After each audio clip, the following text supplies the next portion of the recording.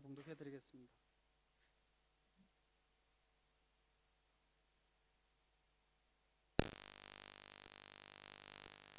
로마서 10장 1절 2절입니다. 형제들아, 내 마음에 원하는 바와 하나님께 구하는 바는 이스라엘을 위함이니 곧 그들로 구원을 받게 함이라. 내가 증언하노니 그들이 하나님께 열심히 있으나 올바른 지식을 따른 것이 아니니라.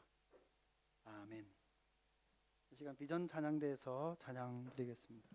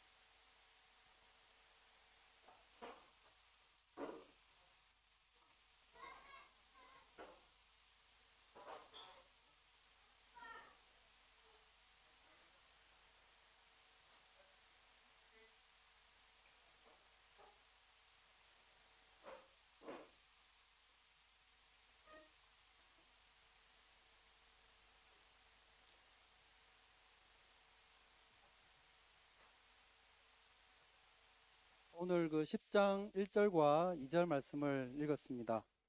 10장 말씀을 나누기에 앞서서 9장에서 나눴던 내용을 다시 조금 여러분과 함께 나누고 넘어갔으면 합니다. 지난번에 9장 24절 이하의 말씀을 통해서 나눈 게 크게 두 가지였습니다. 하나는 이방인을 구원하신다라고 하는 하나님의 뜻은 신약시대에 갑자기 생겨난 것이 아니라 구약시대 때부터 하나님께서 말씀해 오셨던 것이다 라는 것과, 또 하나는 유대인들은 믿음이 아닌 이 율법에 근거한 행위에 의지함으로써 결국 그들은 의에 이르지 못하게 되었고 하나님의 뜻을 거스르는 것이 되는, 결국 부딪힐 돌에 부딪히게 되었다는 것을 앞에서 나누었습니다. 그러면 이제 그 앞에 24절 앞에 구절들에서는 우리가 뭐 어떤 내용을 나눴던가를 한번 여러분이 생각을 해보시면 구원에 대한 하나님의 주권과 관련된 내용들을 여러분과 나누었었습니다. 그게 대표적인 구절이 우리 교회 올해의 표어인 13절 말씀이었죠. 내가 야곱은 사랑하고 에서는 미워하였다 하심과 같으니라. 결국 구원이라고 하는 문제는 이 사람이 이방인이냐 이스라엘 백성이냐의 문제가 아니라 하나님이 그를 택하셨느냐의 문제와 관련이 있다는 이야기였습니다. 그러니까 같은 이스라엘 백성들이라 하더라도 어떤 사람은 구원에 이르는 사람이 있는가 하면 또 어떤 사람은 거기서 누락되게 되는 그런 결과를 맞이하게 되는 경우가 있다는 이야기를 했습니다. 제가 여러분과 함께 이 9장의 내용을 다시 한번 짚어보면서 여러분과 짚어보고자 했던 부분이 바로 이 지점입니다. 그러니까 24절 이전과 이후의 말씀을 가만히 여러분이 생각을 해본다면 그 내용상 부딪히는 부분이 있습니다. 그러니까 앞에서는 구원은 하나님의 선택 때문이다 라고 이야기를 했는데, 뒤에서는 뭐라고 그랬습니까? 이스라엘 백성들이 구원을 받지 못한 것은 그들의 교만 때문이다 라고 이야기를 했다는 거죠. 그러니까 어떤 사람은 구원을 받는 것이 하나님의 뜻에 의해서 구원을 받는 것이고, 또 어떤 사람은 하나님 뜻에 의해서 구원을 받지 못하는 것이어야 맞는데, 구원을 받지 못하는 어떤 이스라엘 백성들은 그들의 교만 때문이다라고 이야기를 했다는 것이 어떻게 보면 서로 충돌하는 부분이 있다는 이야기입니다. 이스라엘 중에서 구원받지 못하는 사람은 그렇다면 하나님께서 그들을 유기하셨기 때문입니까? 아니면 그들이 교만했기 때문입니까? 여러분은 어떻게 생각하십니까? 이스라엘 백성들 중에 구원받지 못한 사람들은 하나님께서 그들을 유기하셨기 때문입니까? 아니면 그들이 교만했기 때문입니까? 우리가 알기로 하나님의 주권적인 뜻은 그 어떤 사람의 생각이나 판단이나 결정보다 더 우선하고 그 어떤 것도 하나님의 뜻을 거스를 수가 없습니다. 그렇다고 한다면 이스라엘 백성들이 믿음을 갖는데 실패했다라고 하는 것은 하나님의 유기하신 것의 결과일 뿐이지, 그들이 이 교만이 그들이 구원받지 못한 주된 이유는 아니었다고 이야기를 해야 옳은 게 아니냐는 겁니다. 왜냐하면 사람의 선택이 하나님의 선택을 거스를 수 없기 때문에 그렇습니다. 이스라엘 백성들이 구원에 이르지 못한 것이 만약에 그들의 교만 때문이라고 이야기를 하기 위해서는 그들이 하는 선택이 하나님이 정하신 것과 반해서 이루어질 수 있다는 것을 전제해야만 가능한 것 아니겠습니까?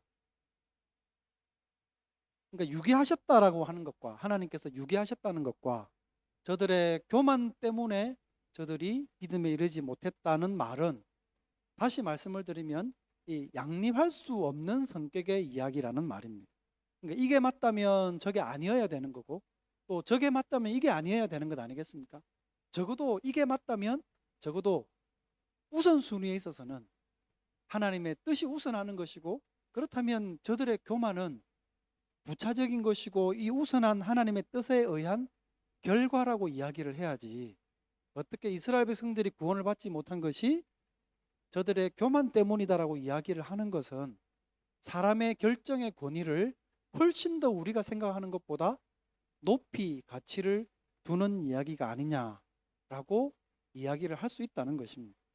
이것이 이 본문을 우리가 읽어가는 우리가 가진 일반적인 논리 아니겠습니까? 그런데 성경은 이 두 가지 모두를 말씀을 하고 있고, 그리고 이 두 가지 모두 다 옳다고 가르치고 있다는데 우리가 생각할 때 문제가 있는 것이죠. 어떻게 이 둘이, 이 두 가지의 이 진술이 양립할 수 있느냐라는 겁니다. 아마도 여러분, 앉아 계신 여러분들이 제가 이 자리에서 이 부분을 꼬집어서 내지 않았다고 한다면 이런 모순처럼 보이는 이런 진술들을 그냥 잘 못 느끼고 넘어가셨을 겁니다. 그럼에도 제가 굳이 이것을 끄집어내어서 언급을 드리는 이유는 앞으로 여러분들이 성경을 진지하게 읽어가다 보면 언젠가는 성경 속에서 이러한 모순처럼 보이는 진술들을 만나게 될 것이기 때문에 그렇습니다. 예를 들면 이런 거죠. 구원은 하나님의 뜻에 의해 결정되어집니다. 그런데 또 어떤 곳에서는 전도하라 그러죠. 우리는 선을 행할 수 없는 존재라고 이야기를 합니다. 그런데 성경은 우리에게 너희가 선을 이루기 위해서 살아라고 말씀을 합니다. 어느 장단에 맞춰 춤을 춰야 되는지, 또 가룟 유다가 성경 공부 시간에 제가 몇 번 거론했던 부분입니다. 가룟 유다가 예수님을 판 것이 그가 예수님을 팔고자 해서 팔은 겁니까? 아니면 어떤 다른 말씀에 있는 것처럼 마귀가 그에게 들어가서 그로 하여금 예수님을 팔 마음을 갖게 했기 때문입니다. 성경은 두 가지 다 이야기를 하고 있습니다. 그러면 어떤 게 맞습니까? 그러니까 이런 질문들은 우리가 갖고 있는 이 땅에서의 논리를 가지고는 결코 양립할 수 없는 것들이죠.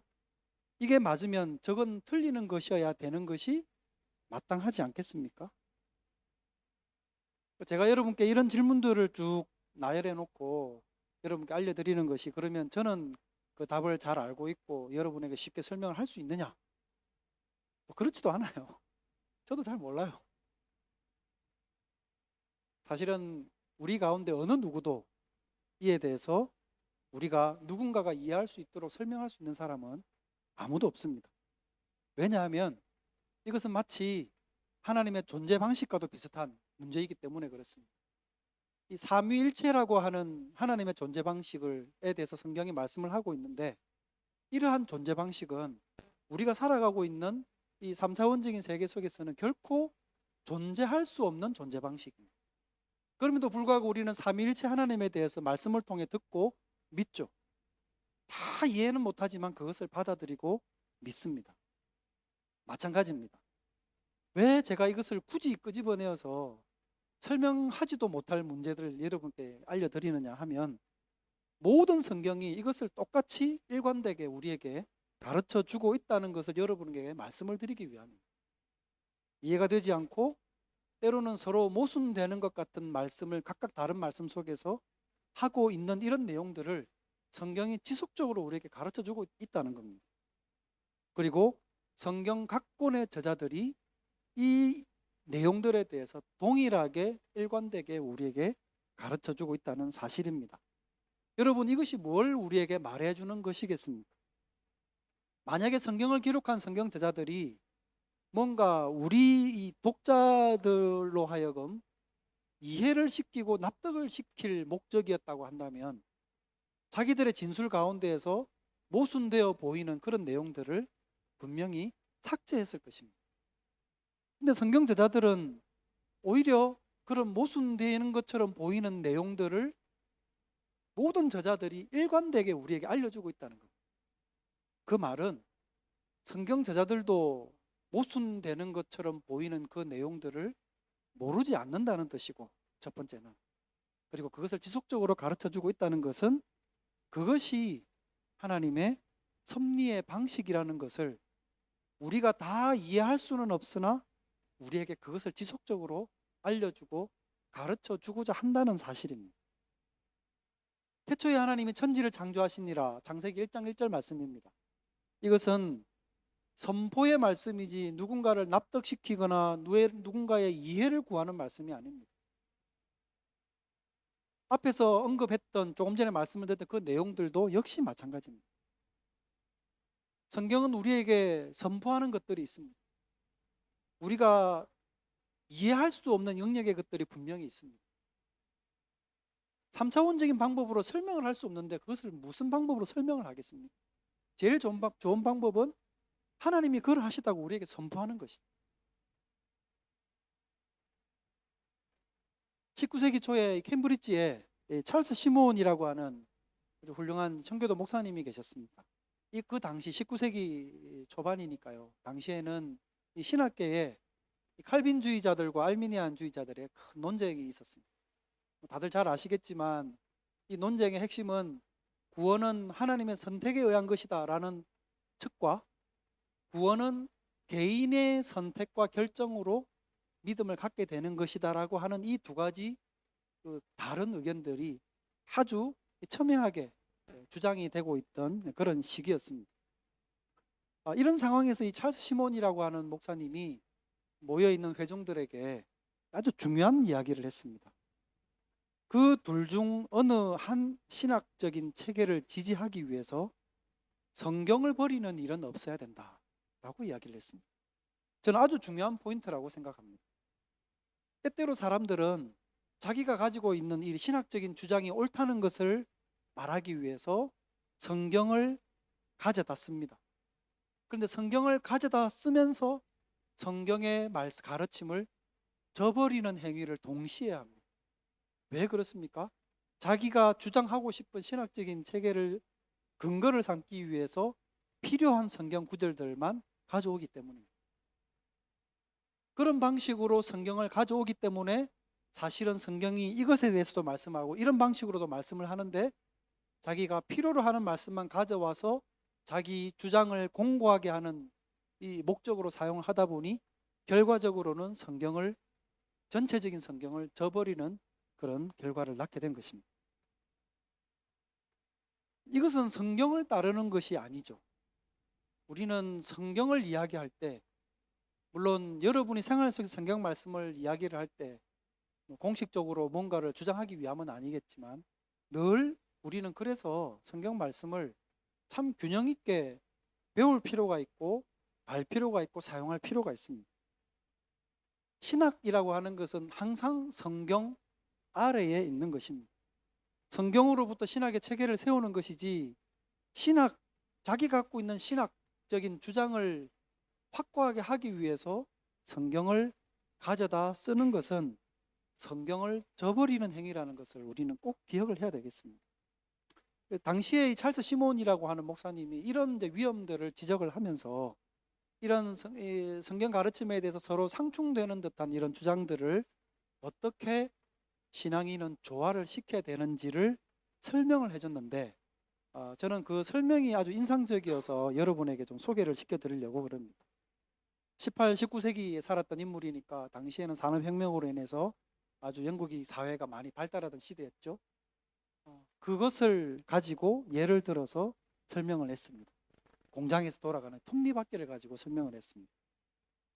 그는 이렇게 말했습니다. 복잡한 기계의 바퀴들이 서로 반대 방향으로 돌면서도 공동의 목적에 공헌하는 것처럼 겉으로는 반대되는 것처럼 보이는 진리들이 서로 완전히 조화를 이루면서 인간의 구원을 성취하려는 하나님의 목적에 똑같이 공헌할 수 있다라고 이렇게 설명을 했습니다. 여러분 톱니가 돌아가는데 그 톱니에 맞게 이를 맞춰서 다른 톱니를 갖다 대면 어떻습니까? 톱니는 반드시 나머지 하나의 톱니는 반대 방향으로 돌아갑니다. 근데 그것이 모여서 한 큰 기계를 제대로 작동하도록 만드는 것과 같은 이치라는 것이. 조금 전에 제가 앞에서 여러분께 설명을 드렸던 그런 내용들도 동일하게 적용해서 우리가 이야기를 할 필요가 있습니다. 이해를 할 필요가 있습니다. 때때로 성경은 이것을 말씀하는 것 같고 또 어떤 곳에서는 다른 말씀을 하고 있는 것 같은데 그것이 그래서 충돌하는 것 같으나 사실은 그게 충돌하는 것이 아니라 하나님의 뜻이라고 하는 큰 섭리의 바퀴를 공고하게 유지하고 지지하는 방식으로 기록이 된 것이다 라는 것을 우리가 바르게 알 필요가 있겠습니다. 그렇기 때문에 지금 우리들에게 중요한 것은 모든 성경이 일관되게 가르쳐주는 그 말씀들에 대해서 그것이 하나님의 섭리를 담아내고 있는 말씀이라는 것을 우리가 바르게 알고 믿을 필요가 있다는 것이죠. 저는 그 점을 여러분과 함께 먼저 나누고 싶어서 나누었던 9장의 내용을 다시 한번 언급을 했습니다. 이제 10장으로 넘어가서 오늘 본문의 내용을 보겠습니다. 1절 말씀에 보면 형제들아 내 마음에 원하는 바와 하나님께 구하는 바는 이스라엘을 위함이니 곧 그들로 구원을 받게 함이라. 바울 사도는 지금 자기 동족인 이스라엘 백성들의 구원을 위한 기도를 하고 있습니다. 저는 이 구절을 보면서 우리가 제목을 기도하는 것에 관하여라고 잡아봤는데요. 우리가 기도하는 것에 대해서 여러 가지를 생각해 보게 만들어주는 구절이라고 생각합니다. 저는 그것을 이제 몇 가지로 한번 나눠서 생각을 해보려고 그러는데요. 첫 번째는 이 이스라엘 백성들에 대한 바울 사도의 태도입니다. 여러분 오랫동안 누군가를 위해서 정말 열심히 봉사하고 헌신하고 자기의 힘을 다 쏟아서 돕거나 위해서 기도를 해줬는데 나중에 돌아오는 반응이 그냥 냉담함을 넘어서 오해를 하고 또 미움이 싹 터서 나를 향해서 미움의 어떤 반응을 보이고 하게 된다면 여러분 같으면 그럴 때 그런 반응을 보일 때 마음이 어떨 것 같으십니까? 막 좌절을 느끼게 되겠죠. 나는 그런 마음으로 섬겼는데 나에게 돌아오는 건 이런 것이구나 라는 마음이 생기지 않겠습니까? 그러면서 어쩌면 그 상대에 대해서 나는 할 만큼 했다. 그리고 이제 내가 그 사람에게서 할 만큼 했기 때문에 그 이후로 그 사람에 대해서 내가 단념을 하고 그에게 무슨 일이 생기든 이제는 내 책임이 아니다 라고 생각을 하면서 그냥 손을 떼고 발을 뺄 수도 있습니다. 그리고 그것에 대해서 자기 스스로는 합리화하는 생각을 갖게 될 것이죠. 나는 할 만큼 했다. 이만큼 했으니까 나는 이제 빠져도 된다라는 생각을 하게 될지도 모르겠습니다. 우리는 바울 사도가 유대인들에게 복음을 전하면서 이 백성들에게 어떤 대접을 받아왔는지 너무나 잘 알고 있습니다. 대부분의 유대인들은 끝까지 불신앙으로 일관을 했고 또 그중에 또 어떤 사람들은 박해를 가하기도 했습니다. 그런 사람들에 대해서 바울 사도가 난 정말 할 만큼 했다. 다른 사람은 몰라도 바울 사도는 이렇게 이야기를 한다고 해도 우리는 충분히 이해할 수 있을 만큼 바울은 동족 이스라엘을 위해서 모든 것을 다 바쳐 복음을 전하고자 했습니다. 그런데 바울 사도는 그렇게 하지 않았습니다. 그들을 위한 이 바울 사도가 했던 기도의 내용을 보면 오히려 시간이 지날수록 그들을 위한 기도의 강도는 더 세어지고 간절해집니다. 1절을 다시 읽어드리면 형제들아 내 마음에 원하는 바와 하나님께 구하는 바는 이스라엘을 위함이니 곧 그들로 구원을 받게 하려 합니다. 우리가 앞장 9장에서도 읽었지만 앞장 9장 3절 말씀에 보면 이 구절보다 훨씬 더 강한 어조로 바울 사도는 자기 동족의 구원을 위해서 기도를 했었습니다. 나의 형제 곧 골육의 친척을 위하여 내 자신이 저주를 받아 그리스도에게서 끊어질지라도 원하는 바. 도대체 바울이라는 사람은 어떤 인물일까를 늘 생각을 해보게 됩니다. 우리가 상상하는 것을 넘어선 것을 실제로 행동으로 보였던 인물이 저는 바울 사도가 아닌가 하는 생각이 들어갑니다. 그러니까 이런 감정적인 차원으로만 보더라도 바울 사도의 자기 동족을 위한 기도는 너무나 존경스럽습니다. 그리고 또 하나는 이 바울 사도가 했던 이 기도를 이 신학적인 차원으로 좀 접근을 해서 보더라도 중요한 점을 우리가 배울 수 있다고 생각합니다. 이제 그러기 위해서 제가 앞에서 나눴던 서로 모순되는 듯한 두 가지 이야기를 다시 좀 언급하겠습니다. 말했던 게 뭡니까? 구원에 대한 하나님의 주권적인 선택에 대한 부분을 이야기를 했었고, 또 하나는 율법을 의지하는 이스라엘 백성들의 교만함, 그래서 그것 때문에 구원을 잃어버린 것에 대한 이야기를 했었습니다. 그리고 이 이야기, 두 이야기가 서로 충돌되고 모순되는 것이 아니라 하나님의 섭리의 차원에서는 둘 다 옳은 것이고 우리가 그것을 받아들여야 한다는 것을 조금 전에 여러분과 나눴습니다. 자, 그러면 그 말씀대로 이러한 그 성경의 말씀을 우리가 받아들이기로 했다고 칩시다. 그런 믿음을 여러분이 만약 갖고 있다고 한다면 여러분들이 그 백성들을 위해서 기도하는 것에 어떤 영향을 미칠지 한번 생각을 해보십시오. 여러분은 이런 믿음을 가지고 이 이스라엘 백성들을 위해서, 예를 들어서 여러분이 이스라엘 백성이라고 한번 상상을 해보십시오. 그들의 구원을 위해서 기도하는 게 더 간절하게 기도가 될 것 같으십니까? 아니면 기도함이 더 소홀해질 것 같으십니까? 조금 더 예를 들면 하나님께서 어떤 사람은 구원하기로 작정하시고 또 어떤 사람은 간과하기로 작정을 하셨다고 한다면 우리가 누군가의 구원을 위해서 기도하는 게 좀 무의미한 것 아닌가 라는 생각을 하게 되지 않겠습니까? 정은주 집사님은 이해를 하신 것 같아요. 그렇지 않겠습니까?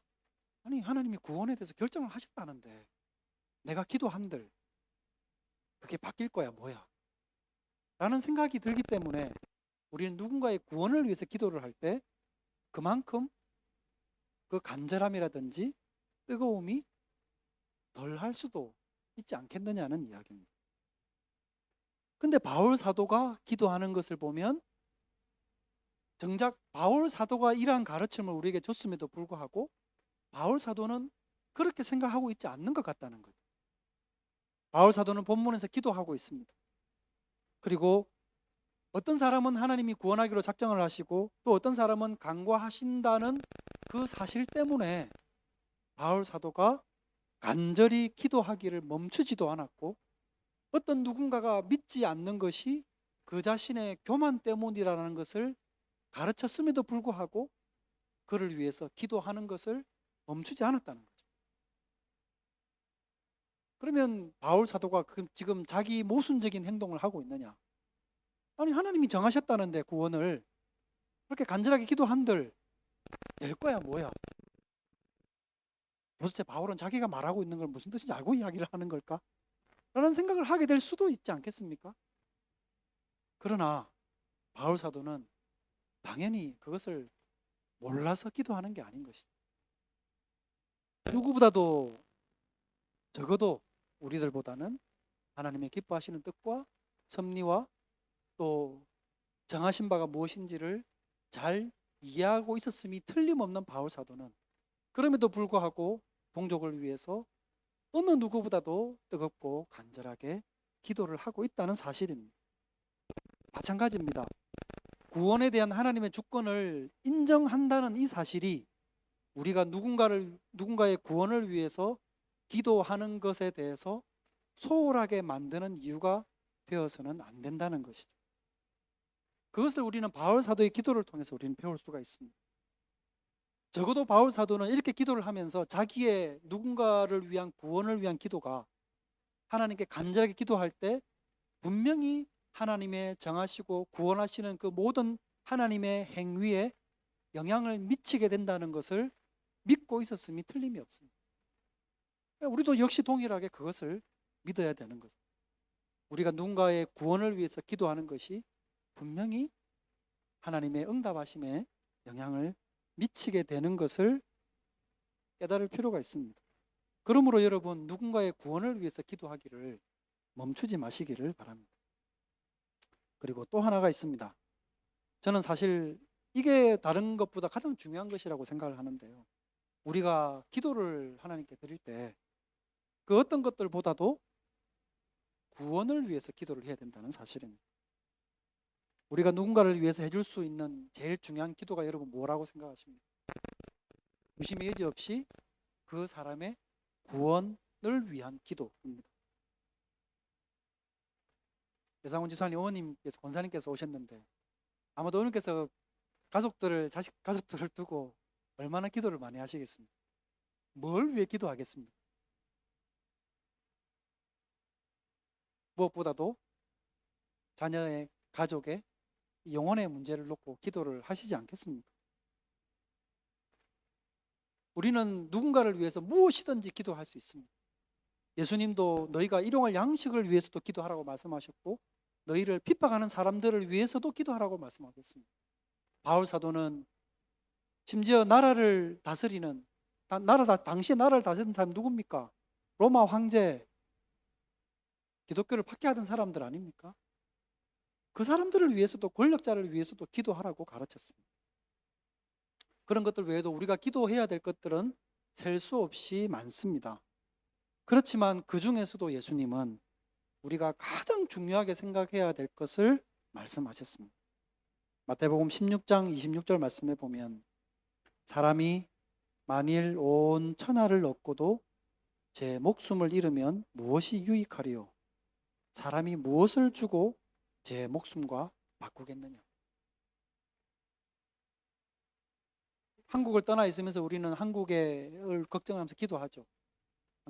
한국이 평화 통일되었으면 좋겠고 경제 상황도 나아졌으면 좋겠고 우리가 살고 있는 영국 땅도 뭔가 좀 상황이 나아져서 안정적으로 경제적으로 또 사회적으로 좀 안정되어졌으면 좋겠고 또 우크라이나 전쟁도 빨리 종식이 되면 좋겠고 어제 뉴스를 보니까 하와이에 화재가 크게 나가지고 많은 인명피해가 났던데 그런 재앙들도 없었으면 좋겠고 정말 사람이 살기 좋은 그런 세상이 되면 얼마나 좋겠습니까? 그런 것들을 위해서도 우리가 기도를 해야 되겠죠. 그런데 그런 것들이 다 이루어진다라고 해도 하나님이 주시는 구원을 한 영혼이 얻지 못하게 된다면 그 다른 모든 것들이 무슨 소용이 있겠습니까? 우리가 기도해야 되는 기도는 구원을 위한 기도입니다. 여러분들께서 자녀를 위해서 기도할 때도 마찬가지입니다. 자녀가 건강도 해야 되겠고 학교 생활도 잘해야 되겠고 공부도 좀 잘하면 좋겠고 이놈들이 좋은 친구랑 사이좋게 지내면서 사회성도 기르면서 밝게 자라기를 당연히 바라고 기도하시겠죠. 그러나 여러분 자녀의 구원을 위해서 기도하십시오. 자녀가 그리스도 예수를 바르게 알고 주님을 믿음으로 주님을 주인으로 삼고 그 인생을 살아가도록 여러분 기도하시기 바랍니다. 여러분이 떠나가도 여러분의 자녀가 이 믿음 안에서 하나님을 예배하는 그런 자녀가 될 수 있도록 기도하시기를 바랍니다. 그게 부모로서 할 수 있는 최고의 기도 아니겠습니까? 그 다음에 2절 말씀에 보면 내가 증언하노니 그들이 하나님께 열심히 있으나 올바른 지식을 따른 게 아니다 그랬습니다. 이 바울 사도가 자기 동족 유대인 이스라엘 백성들을 향해서 느끼는 안타까움이 바로 이 점이었습니다. 이 유대인들은 열심은 있는데 이 바른 지식에 기초하지 않은 열심이 있더라는 것이죠. 물론 당시 유대인들 가운데에도 같은 유대인들이지만 세속적인 가치를 중시 여기면서 살아가는 사람들 분명히 있었겠죠. 그리고 또 어떤 사람들은 유대인의 그 유대교의 종교심이 특심해서 그 유대교를 열심히 믿으면서 살아가던 사람들도 당연히 많았을 것입니다. 그러니까 이런 사람들이야말로 바울 사도가 볼 때 안타까운 거죠. 뭔가 열심히 자기들의 신앙을 쫓고 깊은 종교심을 가지고 살아가고 있는데 헛된 지식에 근거해서 신앙생활을 하고 있는 이들이 너무나 안타까운 것입니다. 그러니까 이런 안타까움이 바울 사도만큼 깊게 가졌던 사람이 누가 있을까? 생각해보면 그렇게 많지 않을 것 같습니다. 왜냐하면 바울 사도 그 자신이 어느 누구보다도 과거에 유대교 신앙에 철저했던 신앙인이었기 때문에 그렇습니다. 다소라고 하는 곳에 태어나서 오늘날 터키 지역에 있는 예루살렘으로 유학을 갑니다. 아버지가 보내줘가지고.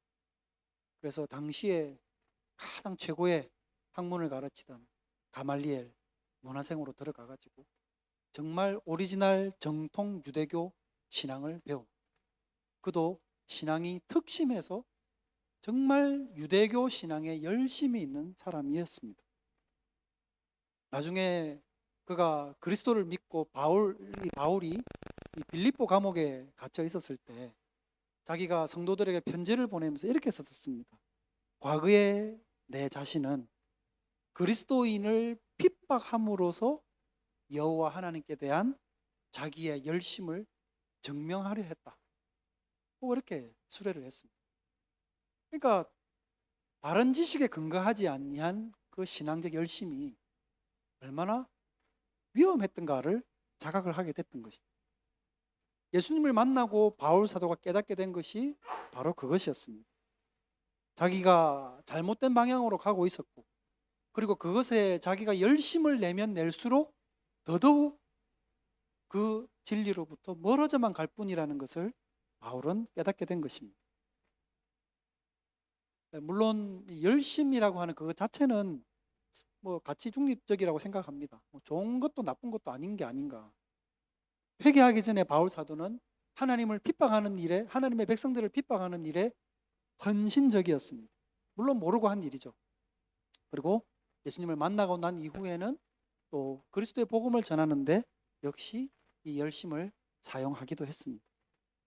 그러니까 잘못된 열심의 위험이 여기에 있다고 생각합니다. 이 지식 없는 열심, 또 반성이 없는 헌신, 또 이해가 없는 열광. 어떻게 생각하십니까, 여러분? 이런 것들을 한마디로 우리가 잘 쓰는 표현이 있습니다. 광신이죠, 광신.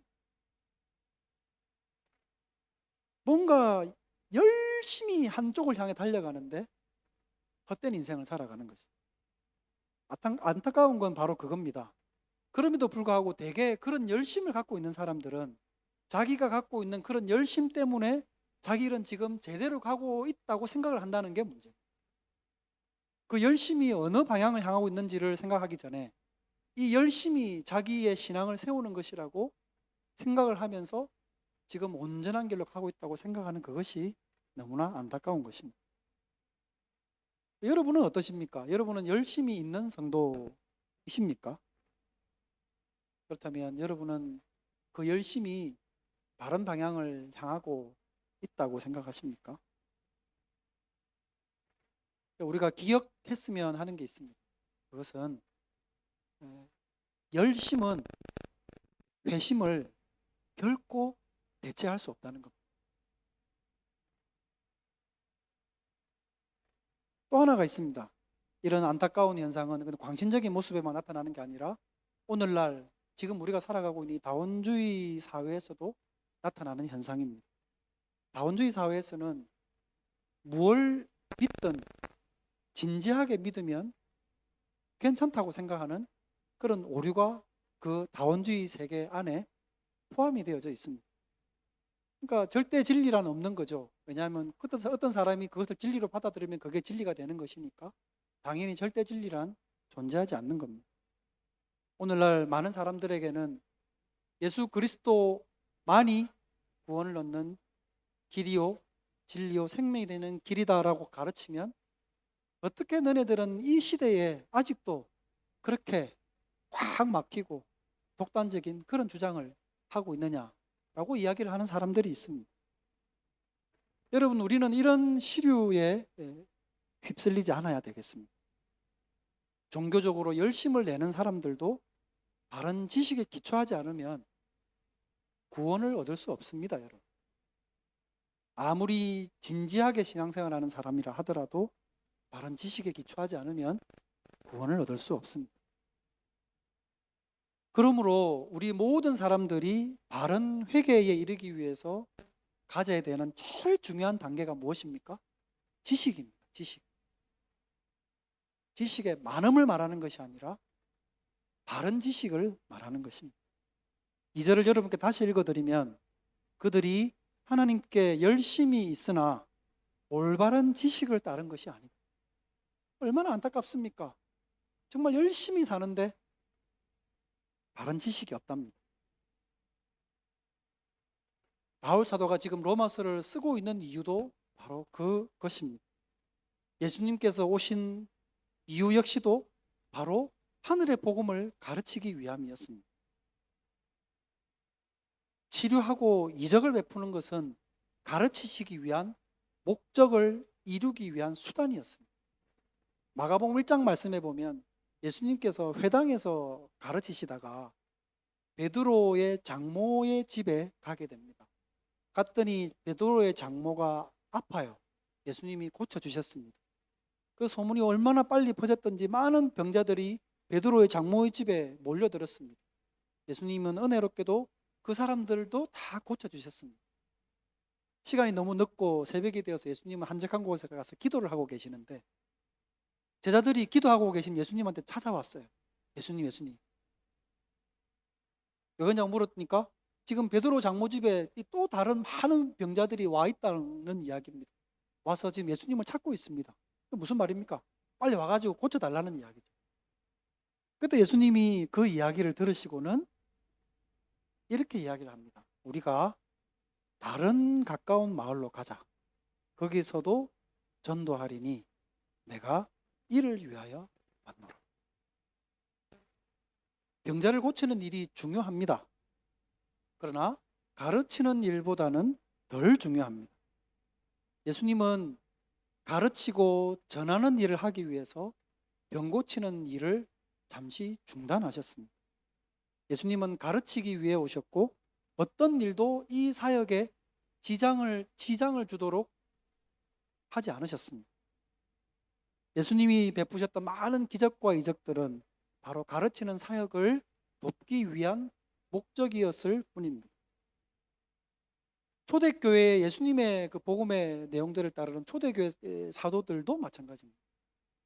최근에 여러분과 나눴었죠. 교회가 막 성도들이 많이 몰리다 보니까 많은 성도들이 자기의 재물을 교회에다가 내어서 가난한 자들과 나누려고 하다 보니까 많은 사람들이 모였습니다. 사도들만으로는 도저히 이게 일이 안 되는 거예요. 그래서 집사들을 뽑아서 그 일을 함께 공개하는 일을 맡아서 하도록 맡겼습니다. 그러면서 여러분이 잘 아시는 대로 사도들이 했던 말이 이것이죠. 우리가 하나님의 말씀을 제쳐놓고 공개를 일삼는 것이 마땅치 않다. 그래서 사람을 뽑아야 된다는 이야기입니다. 병 고치는 것뿐만 아니라 음식을 가난한 자들에게 나눠주는 것 역시도 가르치는 것에 우선해서는 안 된다는 겁니다. 물론 이 우선이라는 말을 이제 오해가 없기를 바라는 마음으로 간단히 설명을 드리면 시간적인 우선이 아니고 중요성의 우선을 말하는 겁니다. 때로는 우리는 가난한 나라에 가서 정말 굶어 죽는 사람들에게 가서 먼저 먹을 것을 갖다 줘야 될 때가 있습니다. 고쳐주고 먹을 것을 갖다 주고 고쳐주고 배불린 후에 복음을 전해야 되죠.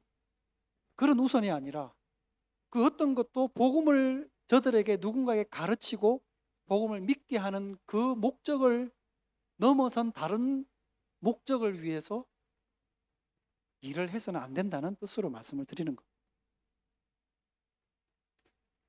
바울 사도는 심지어 교회에서 고린도전서 14장 말씀에 보면 이렇게도 말했습니다.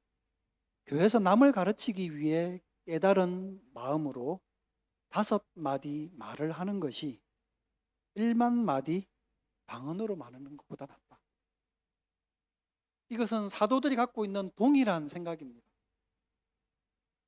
이적이 중요한 게 아니라 고침이 중요한 게 아니라 배불림이 중요한 게 아니라 우리의 영혼을 구원에 이르게 하는 하나님의 말씀을 전하고 그들로 하여금 듣고 믿어 영혼의 구원을 얻게 하는 것이 그 어떤 무엇보다 중요한 사역의 목표라는 것을 예수님의 제자들은 다 동일하게 알고 있었습니다.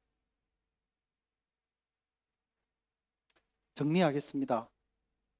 비록 우리가 성경을 읽어가다가 좀 모순되어 보이는 내용 있다 하더라도 그것을 성경이 그리고 다른 많은 성경 저자가 일관되게 우리에게 가르쳐 주는 것이라고 한다면 그것은 분명히 하나님의 진리를 담고 있는 말씀임을 아실 필요가 있겠습니다.